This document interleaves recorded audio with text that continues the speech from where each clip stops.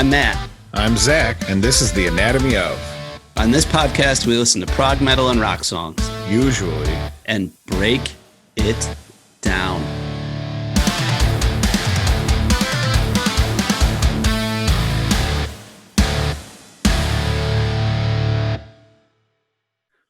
All right, we're back again with another episode. I'm Matt. We've got Zach in here somewhere. Zach, are you here? I'm here. I was laughing during your excursion there. My little excursion. That's fantastic.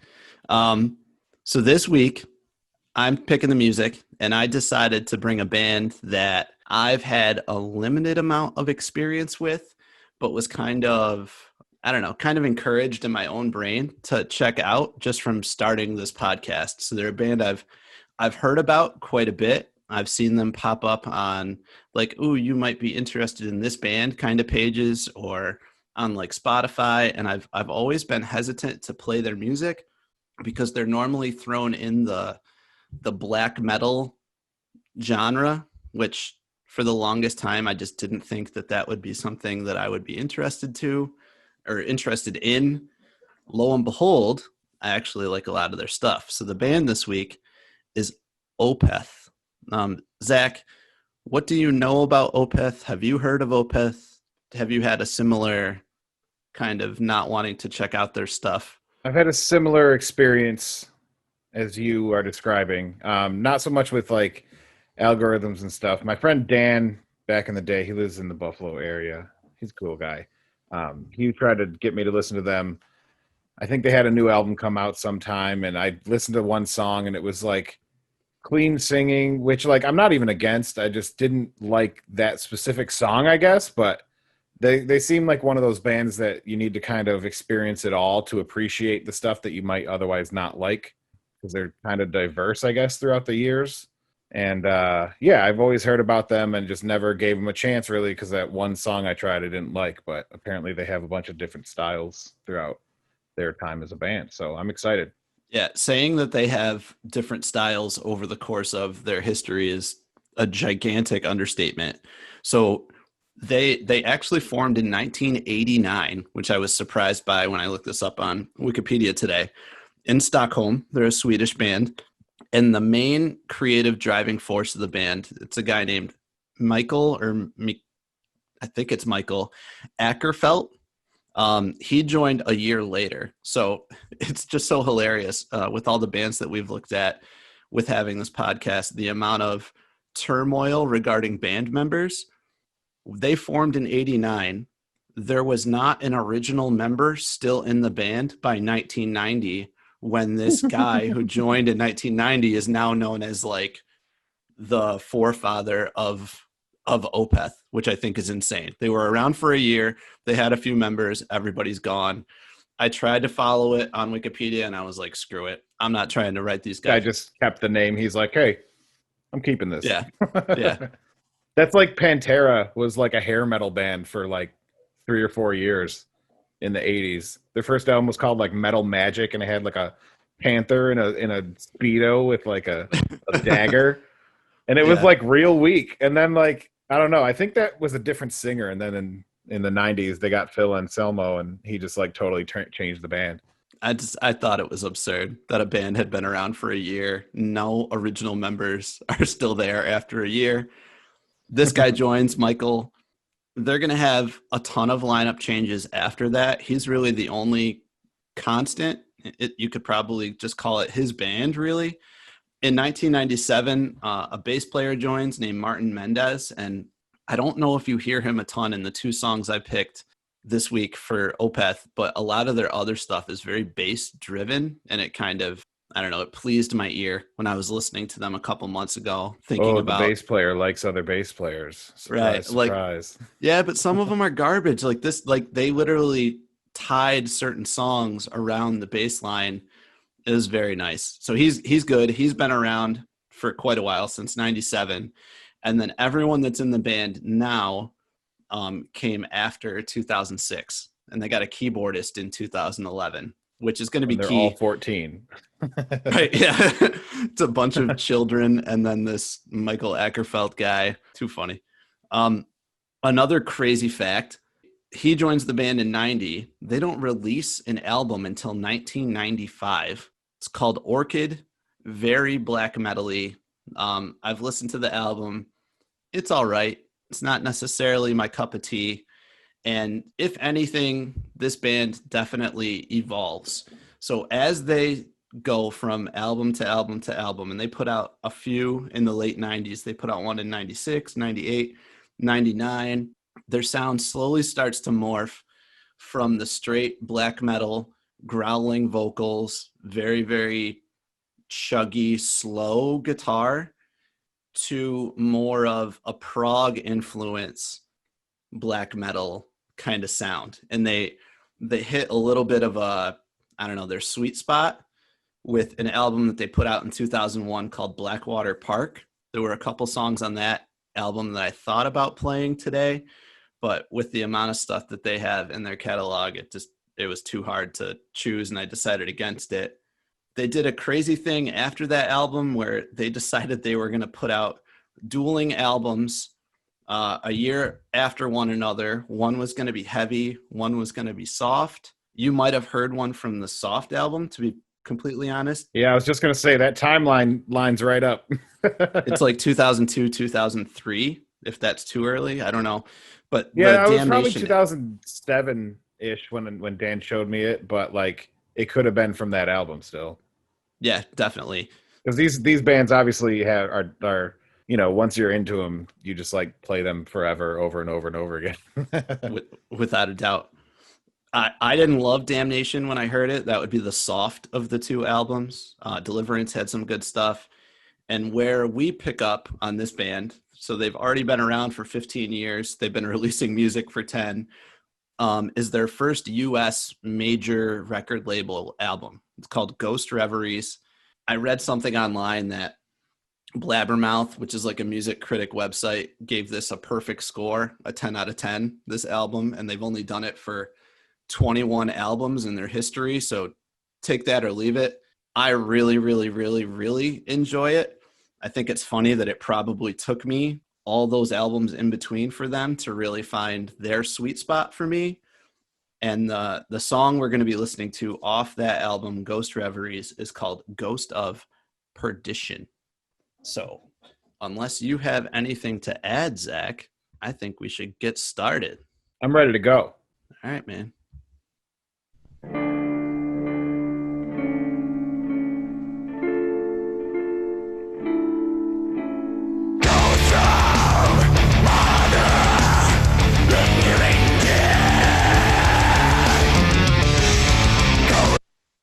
I'm going to try not to chop this up too much, but if you know anything about my musical tastes, it's usually not about the lyrics, but if I like anything about lyrics, it's typically because they're like uplifting and positive and a little bit inspirational.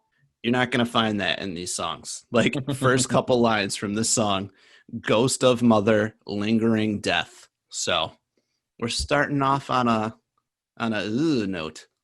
I was gonna actually add too. It's interesting that a lot of the stuff we listen to will be maybe like 2 minutes before you even get to the lyrics, and this is how long 10.5 minute song, and they started out with lyrics. It's probably very wordy. I'm excited to hear what's going on. Let's do it.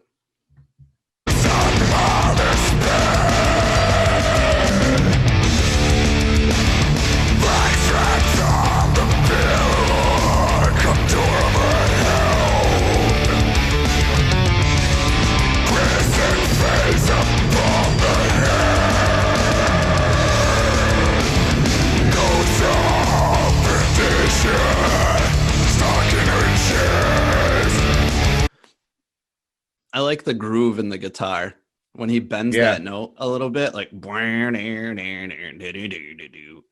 so sweet. I dig the vocals on this because when I was first getting into music, I always obviously, coming from radio rap into rock into new metal and stuff. I never really liked the total growling harsh vocals. But then one day it just kind of clicked that it's just kind of like a rhythm instrument. It's just like another rhythm instrument, except they're forming words at the same time. And that kind of like totally changed my whole perspective and opened up a whole new world of music to me. And this is a pretty good example of that, the way he's, you know, with the syncopation and everything. It's pretty cool. Well, he like bends it a little bit too. Like there's obviously there's a million different tonalities with people that are screaming or growling or combinations of both, but he's even kind of matching the guitar a little bit, like bringing it down and then up, like yeah, and that was horrendous, but you know what I'm trying to say. Yeah, I got Never you. gonna be the vocalist. Yeah.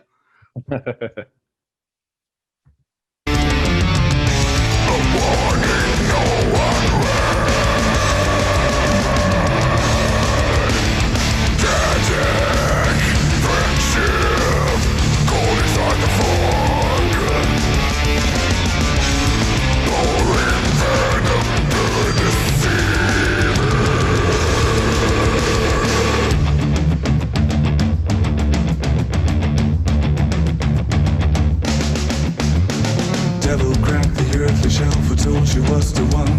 The hope into the room and said you have to live before you die young. I don't know why I love that little part. I love how clean every instrument sounds while we're in the middle of a metal song. Everything's so controlled. The guitar doesn't try to get too loud. The drums just do a nice little beats. You even hear a nice little bass fill at the end. In the middle of a song where they're talking about the ghost of perdition, which for the record, I had to look up what perdition meant. I don't know why I didn't know what this word meant. Enlighten us so I can pretend I knew what it was.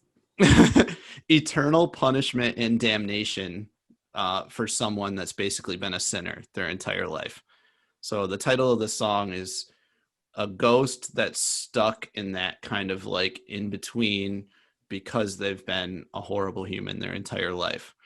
But when we look, someone stuck in purgatory, right? Yeah. These lyrics are confusing. Like they're not very straightforward, because when I read them, I'm like, all right, so is this song about the ghost? Are we worshiping the ghost? Because this band doesn't really make it hidden that they like a little bit of the satanic vibes, a little bit of the worshiping the underworld kind of stuff. And they say at one point, where do they talk about it? Oh, just this last line. Devil cracked the earthly shell, foretold she was the one, blew hope into the room and said, you have to live before you die young. Yeah. So I feel like that's the devil. What would be the word where you like, corrupting some like young person to be like, you're going to have to sin a little bit if you want to be able to see me later on. The devil broke out of the earthly shell to say YOLO. While knowing that if you do YOLO, you're probably going to end up in hell if you do certain things. Yeah, right. I also like the change between the harsh and the clean. He has a nice voice. It's like soothing. It's really, really, really good. It's calming. I don't know how the growling can be calming, but the way he mixes it with his clean vocals, it's pretty cool.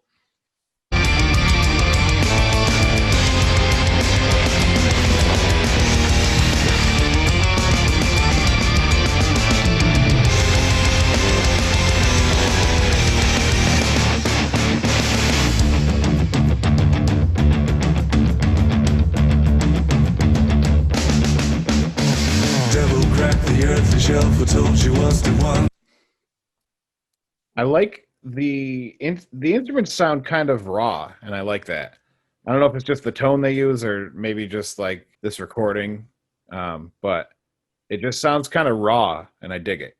There's not a lot of distortion. I think we're so used to listening to a metal song and having the static piped into an instrument that we forget that you can play a creepy song without having all that distortion, just by kind of letting the instruments do their own thing. Yeah. Let's vibe for a bit. The hope into the room and said you have to live before you die young.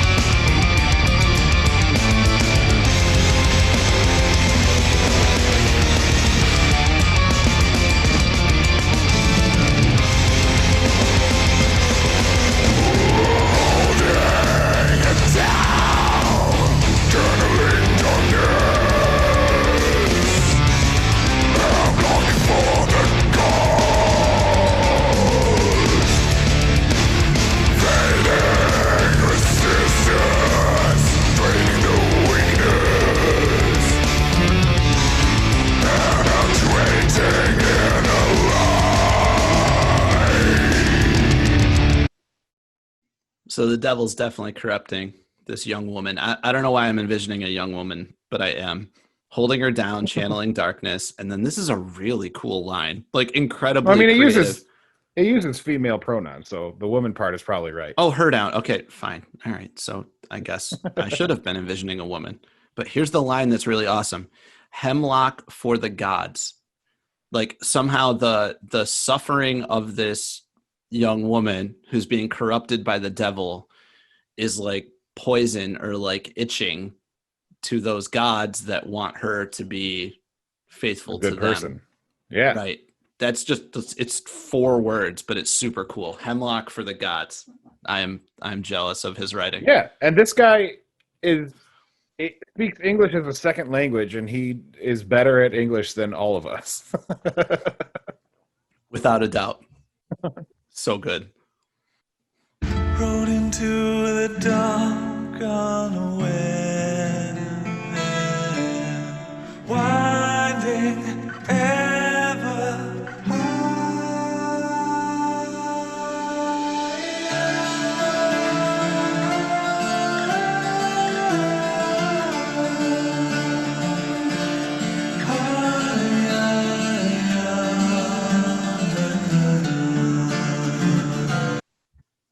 So beautiful part of the song that if you're listening to it passively, you're like, oh, he's singing about lilies and stuff. Meanwhile, this is supposed to represent her going to the darkness, her going to the devil. That's, I don't know, super cool the way that they did that. It's creepy, but like beautiful all at the same time. I'm trying to pay attention too, because I don't know if the clean parts are from the perspective of the devil and the harsh parts are like the perspective of her. I mean, it still says by her side and stuff, or holding her down during the harsh vocals, but like that can still just be more human corruption focused, whereas the clean parts are from the devil's perspective on the situation. Mm-hmm. Mm-hmm. But I don't know. I'm just trying to pay attention and see if that's kind of how it goes. No, that's a good thought. Something to look towards.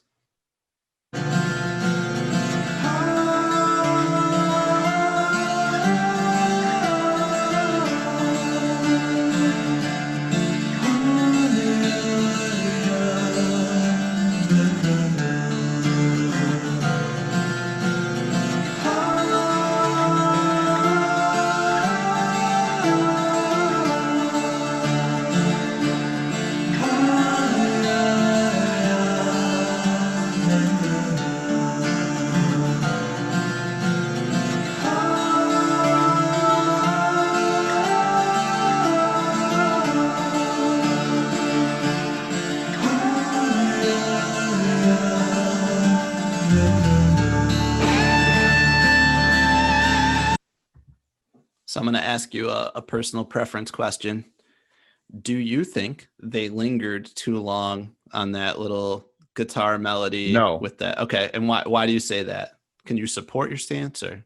Because it builds the song. Again, we sort of touched on this before. To me, that makes the song an experience. It builds, it's deep, it's not just here's the thing I wrote and now we're moving on. Like you build it, you experience it, you listen to it a few times, you kind of start to understand it a little bit better rather than just hearing it once or twice. Yeah, I can agree with that. That built on with the rest of the song, it just becomes an experience that way, in my opinion.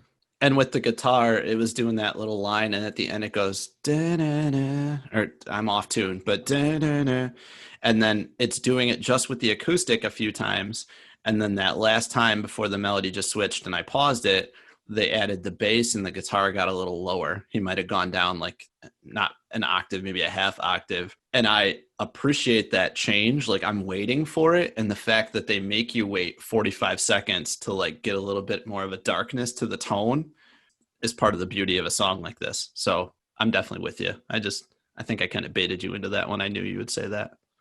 No, that's fine. Cause that's like what prog is though, is playing around. You play the thing a bunch of times and you just kind of tweak it here and there and make it a little bit different. So it's not just copy and pasting.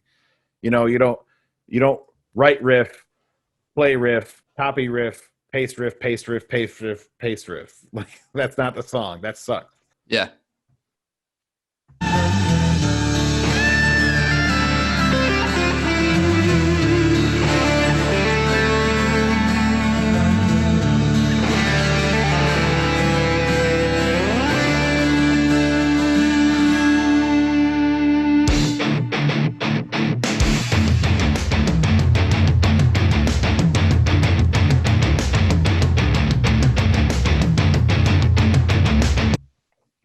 Even this, there's some distortion there, but they're palm muting all the notes, and they're not letting things go crazy. There's such a controlled element to the chaos of this song that it's awesome. I really, really, really appreciate it. Yeah, it's not as technical as the other stuff we've listened to, but it's not lacking.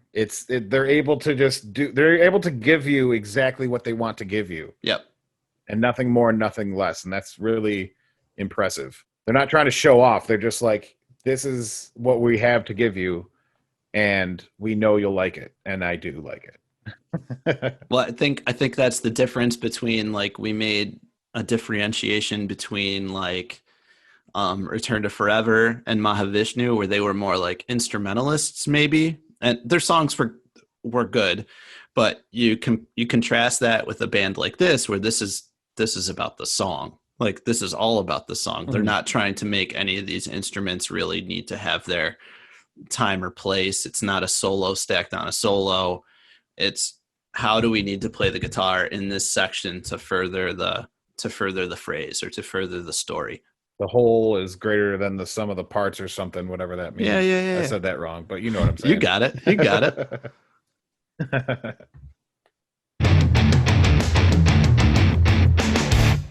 Darkness by her side, spoken past her by, dedicated undone, waits to pull us under, rose up to its call, in his arms she fall, mother life receives, the faithful servants free.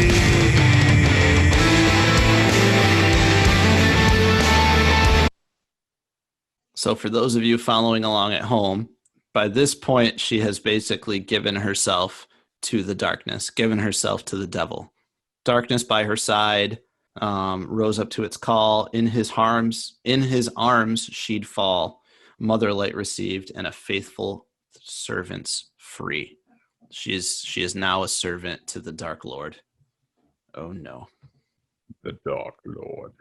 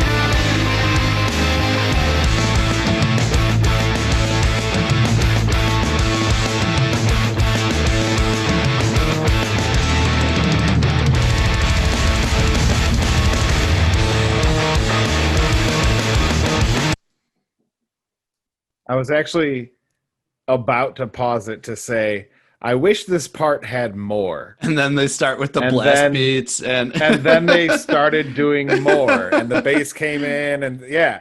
So like that was great because it was like instant gratification. It's almost like they know what the fuck they're doing. Almost. Yeah, almost.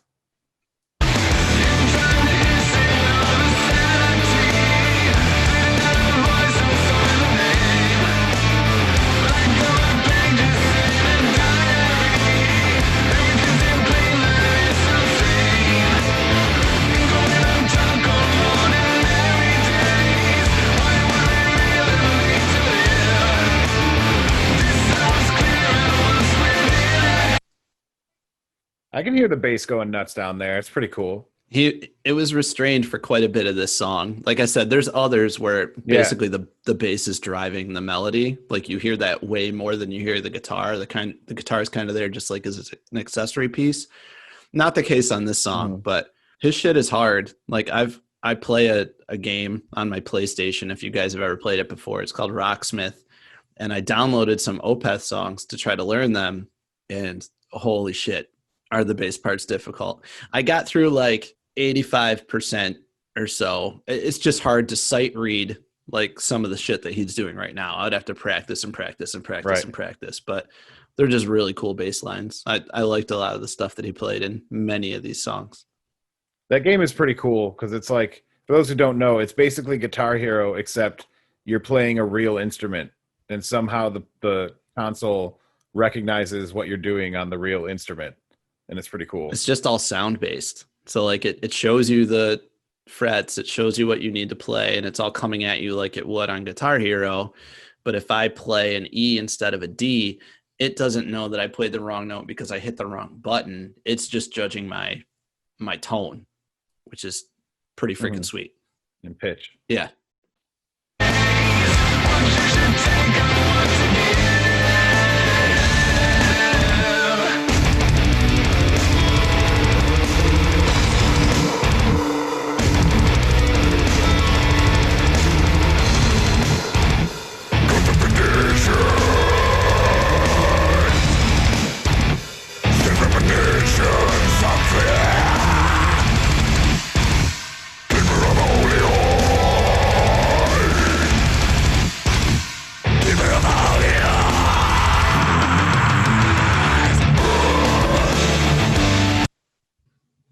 All right, I got another question. Do you think that in this line where he says, a saint's premonitions unclear, keeper of holy hordes, keeper of holy whores, that the saints, like anyone falling under God, that they're basically just hoarding a bunch of people, and a lot of those individuals might not necessarily be good individuals, and maybe they should be going to the dark side? What do you think he's trying to say there? I see what you're saying, and it kind of lines up with what I was thinking. What I'm thinking is that this is the devil calling God and all of his holy friends, saying that they're all full of shit. Okay. I can kind of see that. So that's the way I interpret the holy whores is devil just being like, you guys are all pieces of shit, basically. Yeah, like a saint's premonitions unclear, keeper of holy hordes. Like he's just saying, you guys are full of shit, just like I am. Oh, okay. So you're no better. It's like a don't bullshit a bullshitter situation. Yeah. Okay. I like that one a lot better.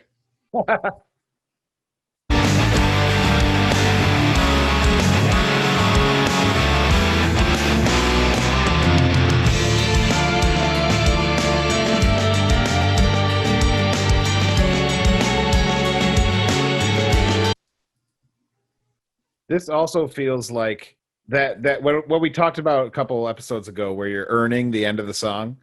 Yeah. It wasn't a struggle to get here by any means, but now the end of the song is like super vibing, and I dig it. Like before that verse with the saint's premonitions unclear, everybody was just kind of rocking out, and you could even hear the vocals in the background just doing a long harsh note underneath it all, which is kind of cool going into that verse. And now going back to the clean vocals, I just dig the whole vibe at the end of this song. And we still have like 3.5 minutes left. So you're saying like everything's kind of coming together at this point? Like Yeah. Okay. Yeah.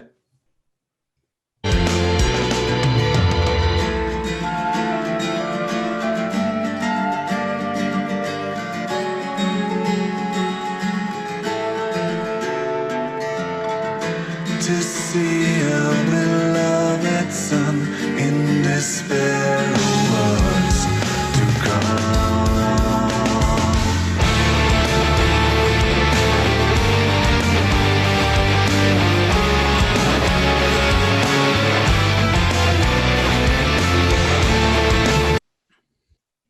I also just love this genre of prog music in general, because you can listen to a song and you really have 5 songs in the middle of it. The distinct elements of this song are just so fun to kind of experience as they wash over one another. Like you've got the heavier elements, you've got the interludes, you've got these creepy dark lyrics all played in like a minor key, and it does enough to, like, at certain points I catch myself listening and going, oh, like we were at a totally different part like maybe a minute ago. Like this song sounded completely different. It's doing those 90-degree turns. It's not doing them as rapidly as some of the more like virtuoso prog music that we've listened to, but it's definitely taking those turns. And you look around and you go, oh shit, when did I get here? And that's another thing I enjoy about this song.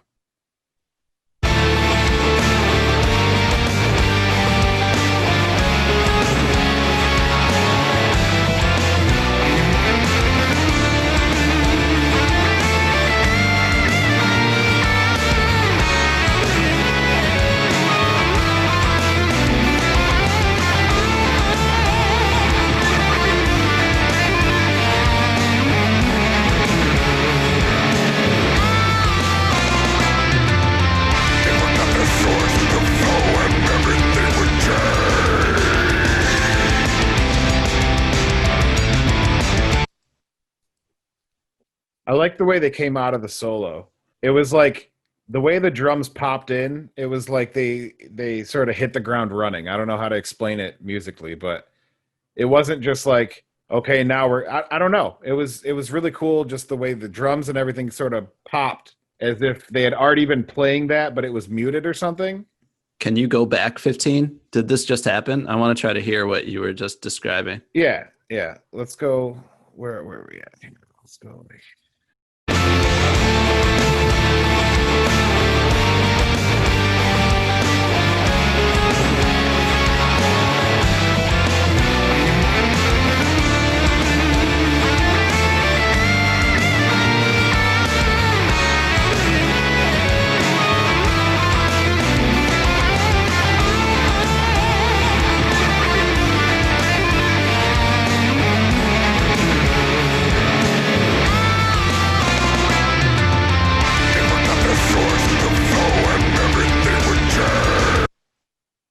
So it's just a little fill. That's all it took.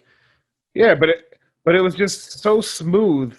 Like it's like he was able to. I don't know. I know that's the way songs work, is that you finish and then you start the next part. But it was just so smooth. It was like a little sweeping.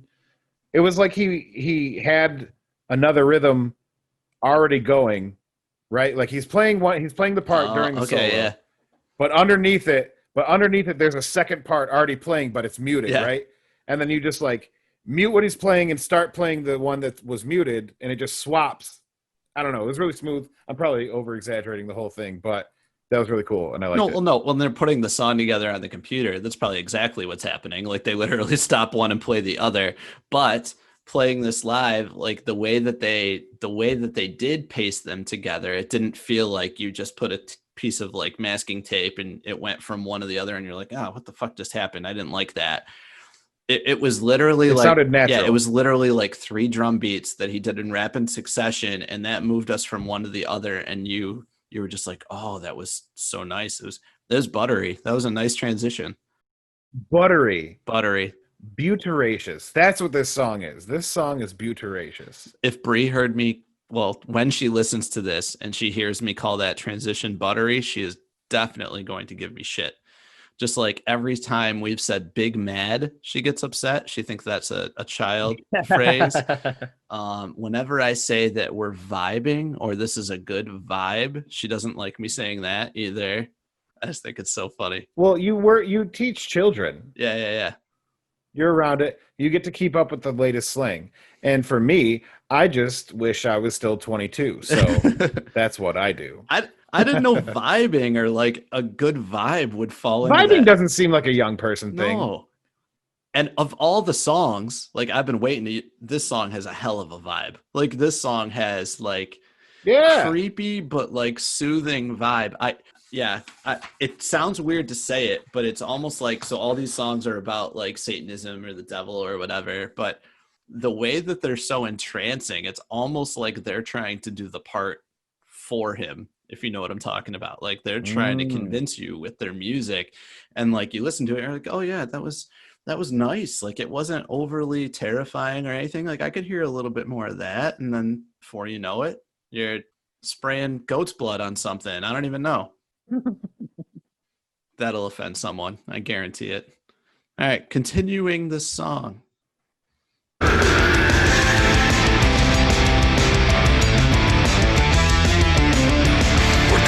Fall in the shadow of the light.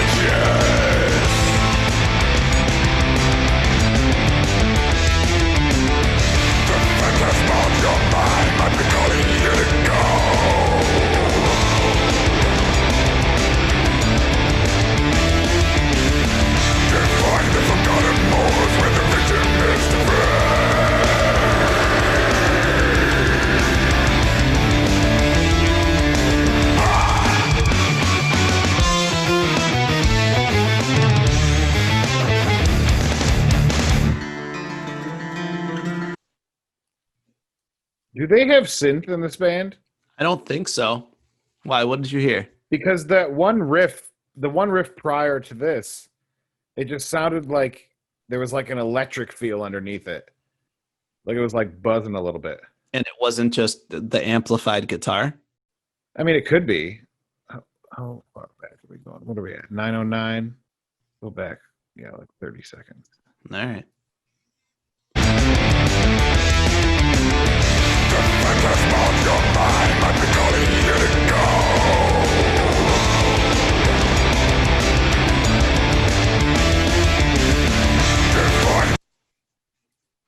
Yeah, it's that guitar, that on top of the tone they're using for the rhythm.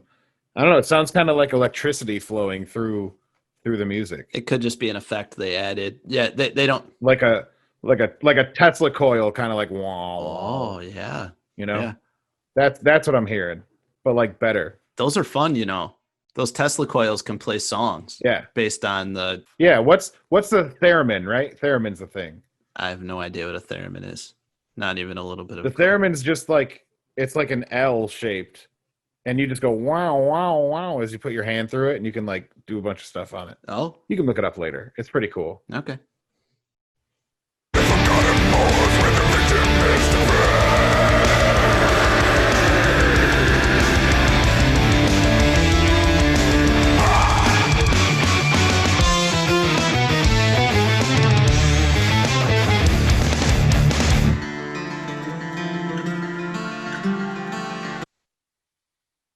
And also, let's just appreciate how sick of a transition that one was, too. Like, not exorbitant. It was quick. Just fantastic. I agree.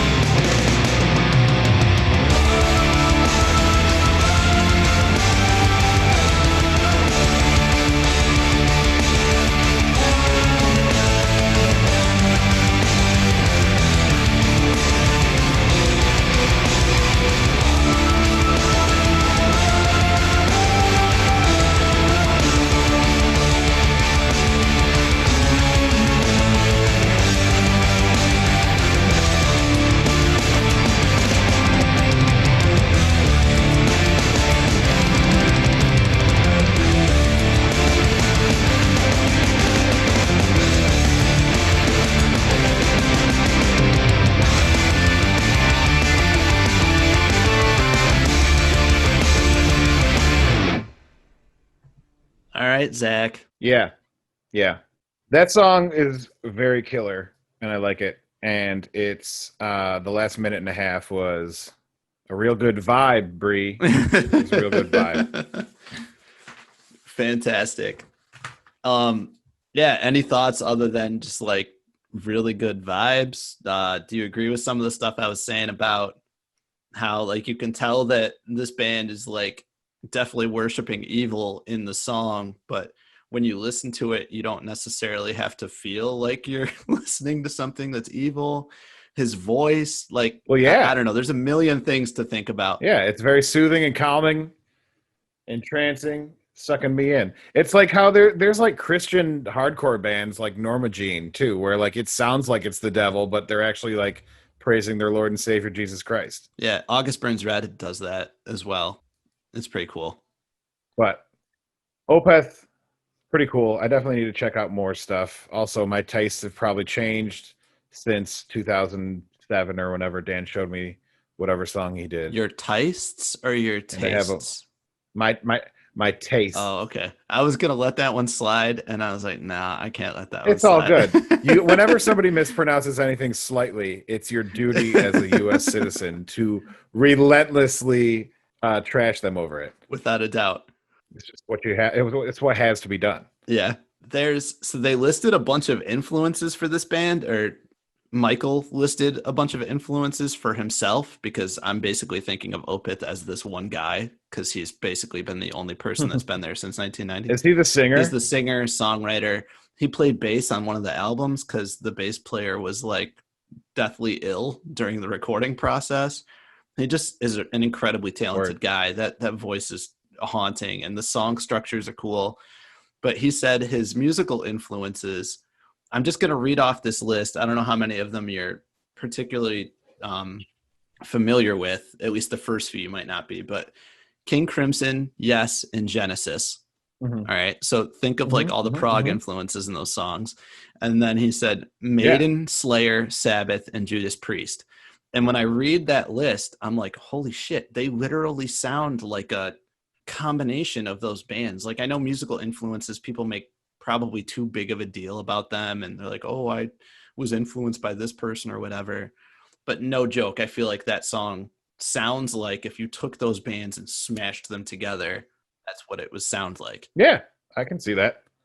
I can see that 100%. Like, there's the Genesis parts, but it's like creepy, like Sabbath.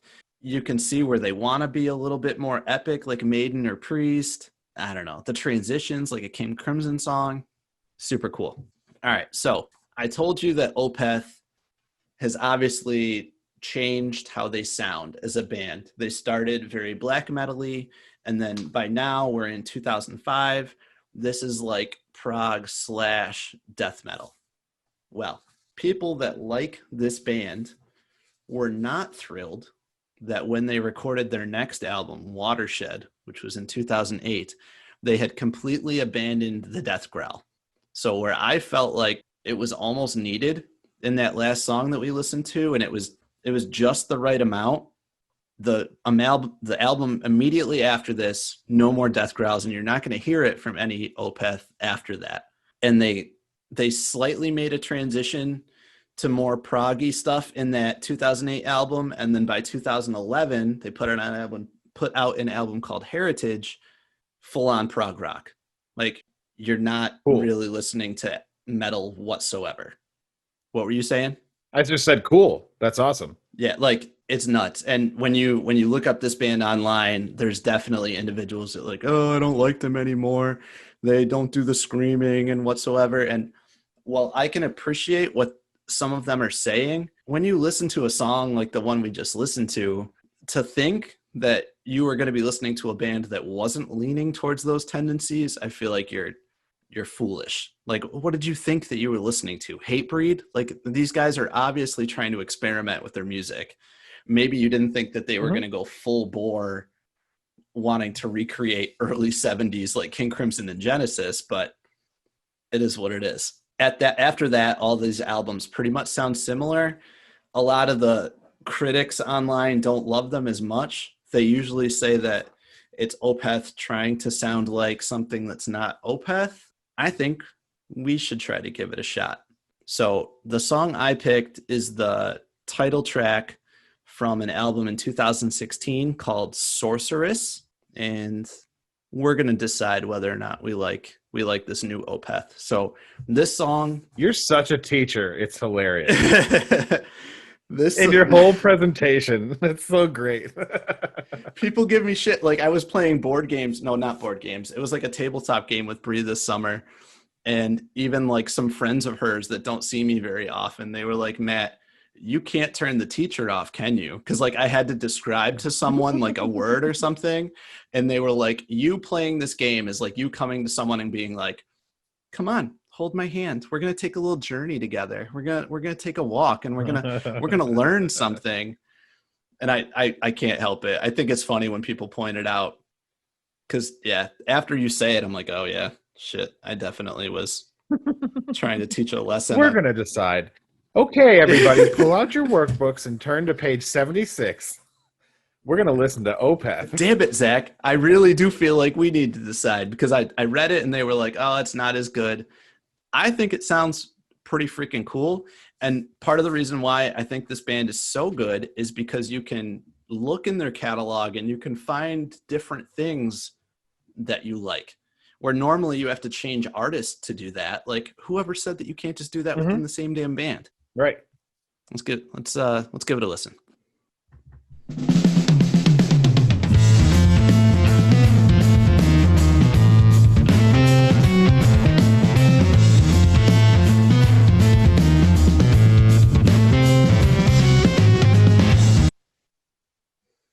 Yes. I love this already. It's funky, it's weird, and I don't have any preconceived notions of the band because I haven't really ever listened to them. Yeah. So I love this so far.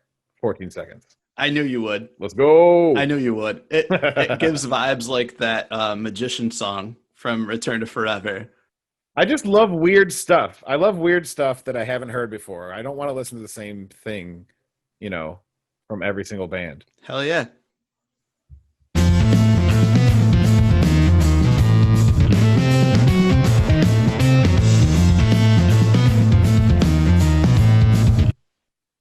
Also, of course, I'm going to like it because it's basically just keyboard and bass just doing their thing.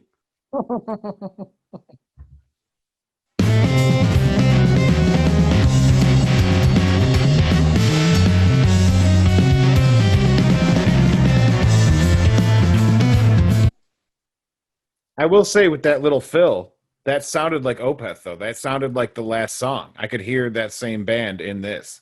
Okay. It's still definitely them.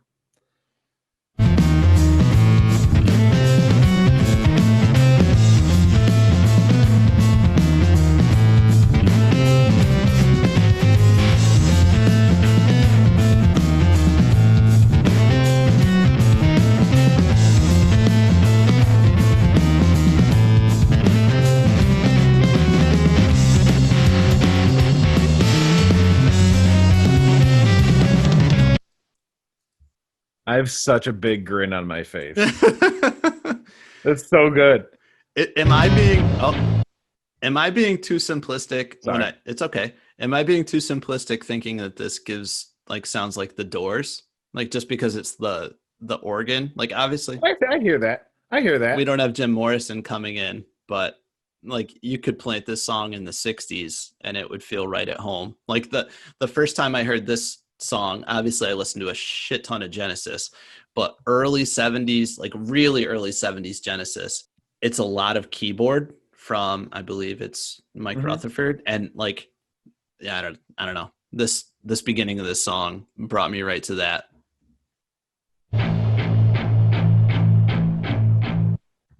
Except for when they start to do this and the guitar chugs.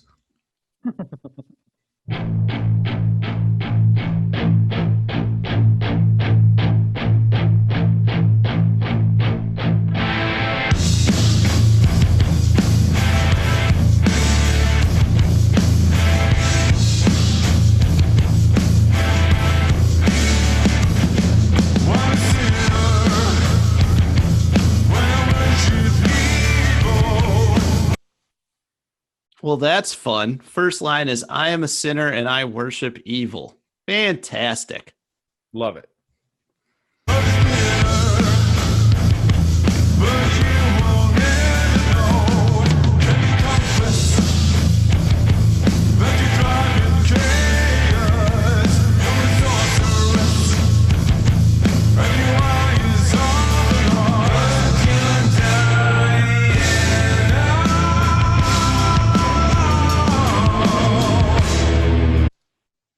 That was awesome. The way they ended, you're a sorceress and your eye is on the lost, but you're dying. Like it fed like the last syllable of lost, which is one syllable. Like they started the but you're dying.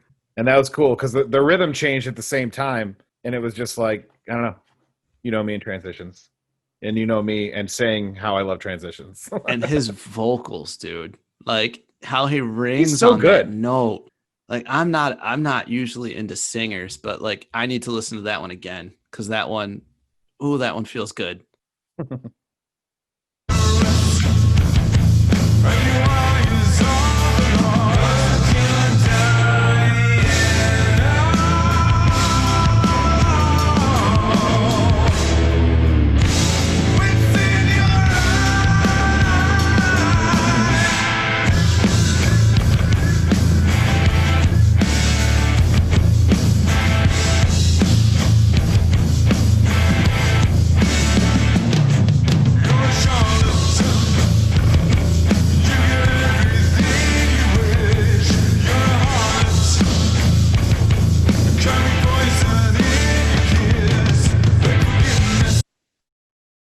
All right, Zach, maybe you know this, maybe you don't know this. When they record instruments nowadays, especially like the guitar and bass and stuff like that, because you can now plug an instrument like straight into a computer, right? And it can record what you're playing. Is that how they record instrumentals now, or do they still use a mic in front of an instrument? Do you know? It's totally choice. I know that there's I think it's Pro Tools or something. My friend Christian, who we talked about, his band, the Lone Tree in the Woods That Killed Us All, he is able to, on his MacBook, just like download famous people's tones, guitar tones. Mm-hmm. Like he can be like, I like this rhythm player's tone from this band. Yeah. And you can download that, and then he just plays his guitar into the computer, and it will sound exactly like that guy's guitar tone. And that's really cool. But there's also stuff that goes into it with, depending on the microphone you choose. You can plug into an amp and have the amp go into the mic to get a more raw sound. You can still plug into your pedals and then plug that into the computer. You can do a number of different things. It all depends on what you want it to sound like and the little nuances in between. So I bring that up because I'm not going to try to act like I am the greatest musical ear in the world, but tell me if you hear this. I feel like they're playing all the instruments into a mic on this song. Like I can almost hear like the strings moving. You can hear a little bit of an echo in the drum. It sounds very, very, very raw, almost intentional, or it could be intentional. Yeah. You can do that with the computer, though, too. So I won't be able to tell, but I hear what you're talking about, and I agree that that's what it sounds like. Okay.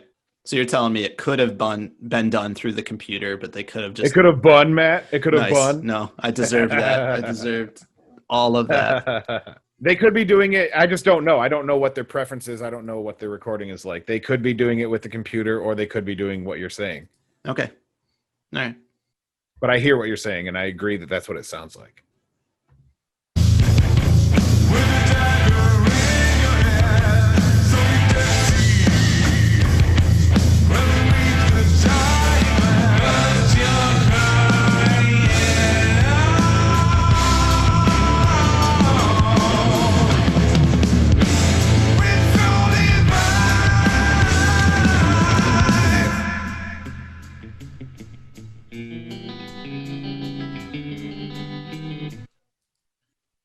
Yeah, those drums sound mic'd for sure. Right. But yeah, like, so if they did it on the computer, if they mic'd it, I guess I just wanted validation that they definitely sounded like the they're sound that getting they were mic'd. going for was that. Okay. Yeah. Yeah. Correct. Sounds good. Yeah. And this song, this is just straight up rock and roll, and I love it. The lead singer was interviewed about somebody basically asking him, like, why did you change your sound? And he basically is just like, homeboy, the fuck do you think was going to happen in a band that we've been playing for 30 years? Like, do you think that we're not going to change anything after listening to this band for as much as you had? Do you think that this is one that we're in the game of like trying to make as much money as possible? Like, no, we're playing stuff that makes us feel cool and like stuff that we like. Yeah.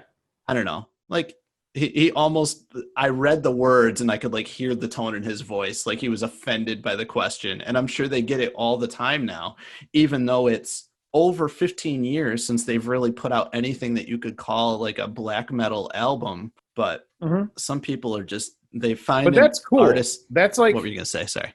I'm saying that like Metallica as an example, right? People are mad because their music started sucking, but they did what Opeth is not doing. They changed their sound to make more money, and it's very evident in how simplistic the songs became. This is not simplistic comparatively to anything else. It's just a different sound, and I love that. This shows growth. It shows that they're being true to what they want to do, and that's all anybody wants to do in the end of the day anyway. Right.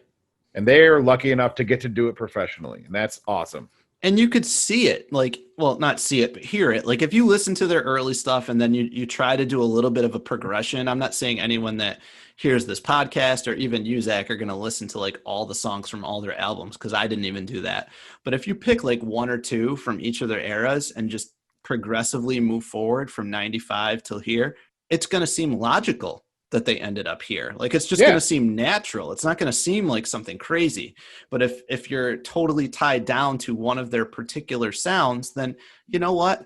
You just really need to play that album a lot and then find some other artists that fill your niche, because this band just, it evolved. It's not that anymore. And that's what I argue about Between the Buried and Me all the time. Everybody still wants their Silent Circus and Alaska album, and it's just like, guys, they've been expanding and changing the whole time. What have you, like, you can't just hold on to that. Listen to that album if you want that. And meanwhile, they put out, I don't want the same thing every time. They put out Colors, which everyone was just like, that's absolutely amazing, because it wasn't like anything else that had been done before. I don't know. And then they went off of that, and everybody's like, no, Colors was the last good one. And that's like the Black Album to them. Because like half the people love it and think it's the pinnacle, and half the people are like, no, everything before that, that's the cutoff. Like, it's just silly. You don't have to like everything in a musical catalog, and I'm not even going to sit here and say that this song is necessarily better than the other song, but the point is it's different. It's not bad because it's different. It has to be judged on its own merits. And they sound like they're having a good time and doing what they want to do. Oh, hell yeah. That's apparent in the music, in that it's still complex, but it's not overly technical, and it's just a fun song. And for you and me, for what we listen to, you hit it right on the head. It's just like a rock and roll song with prog. Like, it's a prog rock and roll song, if that could be a thing, but it's obviously a thing here. It's just like, oh yeah, we're going to let the guitar ring. This is giving me ideas for a new band to bring to the table. Okay. All right. I'll let you think. We're going to listen to some more music, because I'm kind of missing it now. We talked so much, so much.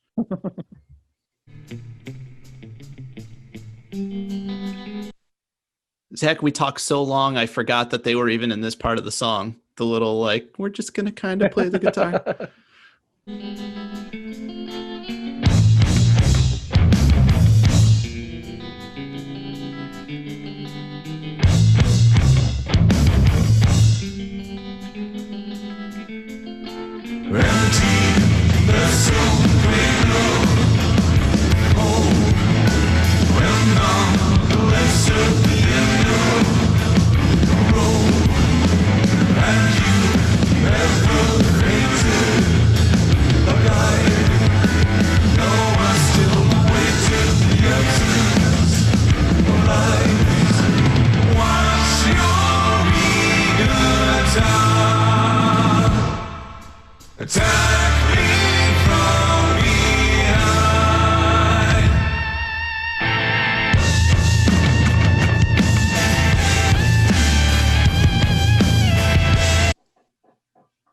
I love that high guitar. Could you do it again for me? That was way worse. I was trying to make it more funny, but it ended up just sounding like shit.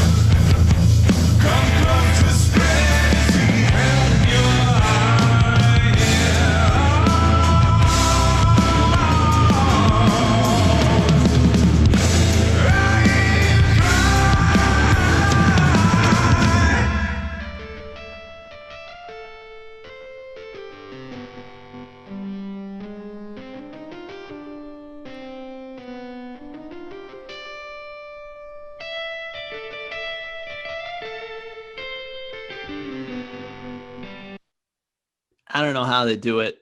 I'm just constantly amazed at people's creativity and their talent. He went from the part of the vocal that I love the most, when he's doing the "and you're hiding," and then like gets into the growly part of his vocal. It just right after that we're playing Twinkles, and it works. Like, how does it work? Why does it work? Throwing a little smoke in the voice, you know? Yes. Oh my God, it's so good. Like, he has a really good voice. This might be one of the best vocalists I've heard, and it's a shame that I spent so many years not listening to this band. That's like how I felt about Tool. Everybody liked Tool, and I didn't like Tool. And then eventually I liked Tool, but everyone was over Tool, even though, Tool fans are still very much about Tool. But That's kind of where I'm at. Out of their prime. I got into them out of their prime, and that sucked. I'm into Tool like I'm into Seinfeld.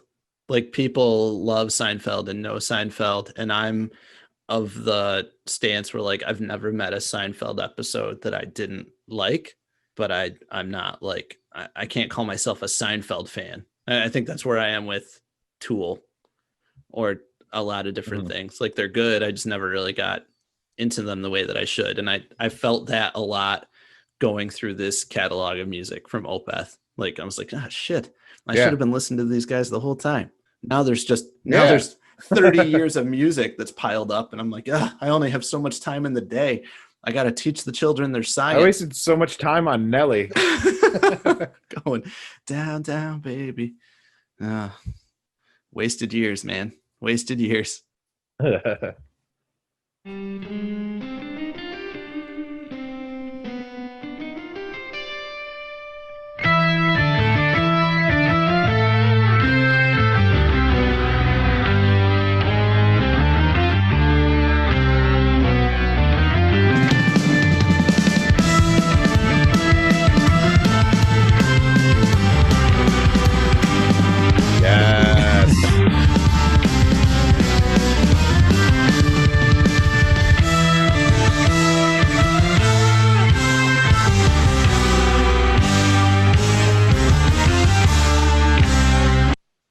This is going to end and it's going to ring out. But so we've heard it in this song and the last song. Damn, do they know how to finish a song? Like, they let their lyrics finish, and then they kind of just let the instruments take us home. Like, both times they've done that for the other song was like 3 minutes, I think. This one's at least a minute and a half. Oh, figured it out. What? Both these songs kind of started out with words right away. And instead of having a 2.5 minute intro, they're doing a 2.5 minute outro. Oh, but no, hold up. This one did not start with words right away. This one started with at least a minute of that organ with the bass.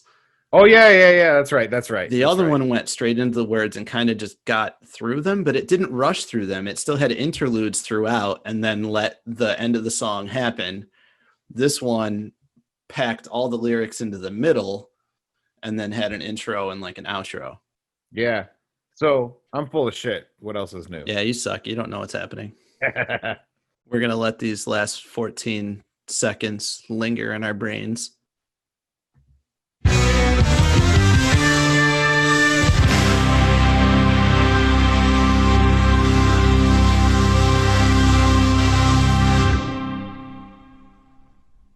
All right, so before you give your thoughts, I just want to throw it out there that I liked this song, but I almost chose it purposely to just get as much contrast between song 1 and song 2 as I possibly could. I wanted to make sure I picked a song from like their newer generation and only doing one from their earlier generation, even though their earlier stuff has a lot of good things. With that said, do you have a preference? Where do you stand on this band now? The floor is yours.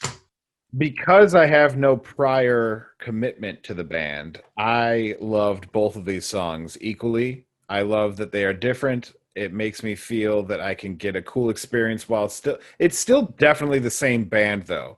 This isn't like a Garth Brooks, Chris Gaines situation. No, and I don't think so either. Like, I was dumbfounded at a lot of the like argument that I saw online, because while elements of that second song seem like, who the fuck is this? Give it 30 seconds and you're right back on the Opeth train. Like, segments of that could definitely have been found in the first song that we listened to, without a doubt. What I compare it to is in the MCU, right? I didn't watch the MCU movies as they came out. I watched them all in a row right before Endgame came out. And Iron Man 3, right? Everybody hated Iron Man 3, it seemed like. But me, watching it, binging it, experiencing it all for the first time, I loved Iron Man 3 because it was a bunch of Tony Stark character development. And me coming from the perspective, I kind of watched it like a TV show because there's 20 movies, you know? Mm-hmm. And it just felt like, oh, this is just a good character development movie. But if I had been waiting years for these movies to come out, I would have been pissed at Iron Man 3. No, that's a fantastic So I get analogy. both sides. That's a fantastic analogy because you're right. I think some of the fans of this band are just like waiting multiple years, and each year that they wait, they're like, "Oh, are they going to go back to their black metal roots? Are they going to go back to their black metal roots?" And then they don't, and they're like, "Oh, it's garbage. I hate it." When like, no, just watch it. Like it could be fun, like Iron Man 3. Like it could just be Iron Man 3, and that's okay. There's nothing wrong with that. I personally liked Iron Man 3. There's nothing wrong with Iron Man 3. No, yeah, I liked that one on the rewatch, just like you said, to be honest. I hated it the first time and then watched it back with everything like butting up next to it, like the movie before it and after it. And I was like, oh yeah, this isn't that bad at all. No, Tony grows a lot in that movie. It's a solid flick. Tune into our new podcast where we watch movies and talk about them. They come for the music, but they stay for our banter and the devil worship and us not being able to say words correctly into a microphone. Like that's why they listen, Zach. They love all of it. Mm-hmm. All 7 of them. We love you guys. We should make a shirt for our 7 listeners. Technically, we could all hang out in a yellow zone in New York State and be under the 10-person limit. They could have all come over to my house for like Thanksgiving dinner. Like we would have been fine. Or at least according to the law, we would have been fine. Yeah, we would have been under the limit and had a legal Thanksgiving. I had a kid tell me today, I asked him what he had done for Thanksgiving, and he told me that he had people over, and my face must have changed. And that's quite the ability that I have, because I was wearing a mask and I could still see that he knew that my face just changed when he was like, I had some people over, and he was like, oh yeah, we had 10 people, because as you know, if you have 11, that's when people get corona if it goes 1 over. And my face, oh my God, the kid was like, all right, so I'm gonna go now. I was like, you little bastard, you're gonna get smart ass with me right now. Yeah, well, this has been a good episode. I think good music. We both weren't too familiar with it to begin with, which is pretty cool because I like getting a more raw. My brain shut off. Raw reaction is what I'm trying to say. I think part of the inspiration for doing this was to get us like exposed to music and just kind of listen and see how we felt. So this was something I had heard. Show each other cool stuff. What were you saying? Sorry, show each other cool stuff. Yeah. So, I mean, I'm not an expert, but this is definitely something that has found its way into my listening. I would hope that this is something that you'll probably listen to moving forward. Yeah, I'm definitely going to listen to more Opeth. They said that they were doing like a world tour, like Opeth 30 or something. Apparently Europe is like a completely different world and you can just have concerts now. I don't even know what that's about, but they said it. Maybe Scandinavia just doesn't even have to deal with any of this right now. I bet you they're just smart and they didn't do anything stupid. And I can't remember. Something was up with Sweden, but I can't remember if it was good or terrible. But either way, we'll get concerts again next year, and it'll be great. I sure as hell hope so. So in the meantime, what do we need to do, Zach? We need to wash our hands and wear a mask and don't be stupid. Word. Adios, guys. Bye.